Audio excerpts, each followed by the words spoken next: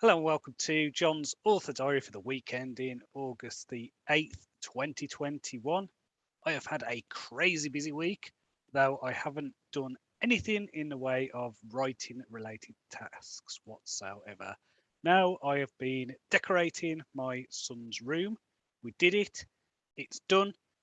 I don't know if you could tell by my face, but I am very tired. We did have friends come to stay last weekend, and on the Sunday we did the Crossbay walk for Galloway's Society for the Blind. Took us about 3.5 hours in total to get from Arnside to Kent's Bank. I did the walk barefoot most of the way and enjoyed the feeling of cold sand beneath me. We were led by the Queen's Guide across the sands. So we were able to avoid, going into quicksand or anything like that. So we had to do things like traversing channels and, sloshing through water at points. But it was great. There's a point, I think, in the middle of the thing where you just had that strange sensation. It's like the surface of Mars or something like that. So I was just looking around the bay and, I could see Hesham in the distance, could see Carnforth over that way. It was crazy, but it was just really, I don't know how to describe it. It's just kind of really inspirational in a way. Um, so if you do get the chance to do it, I would highly recommend taking part in that. After that, obviously, we spent this week painting and putting my son's room back together.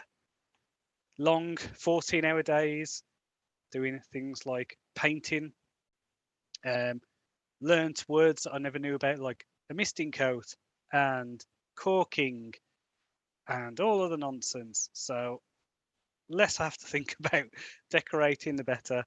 So, you know, I'm just glad it's over. It's done. It looks great. I feel really sore though.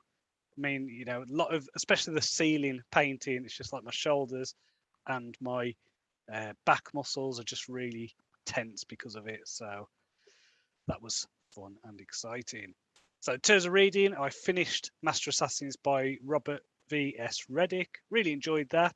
I wouldn't describe it as an assassin novel, but it does make sense when you read it, why it's called that. Um, I also read The Gods Never Left Us by Eric von Daniken, which was a follow-up to his book The Chariots of the Gods, which is basically the precursor, the inspiration, let's say, to the Ancient Aliens series. This this book was really incoherent. I think that's the best way of describing that. Started off with a sci-fi story, then it just threw like it reminded me of being in a pub and you get talking to someone, get talking to a bit of a drunkard, and they go off on tangents and they don't really finish their point and they've moved on to the next topic, and it's a real struggle to follow what they're on about. And I think that that was the case with that book.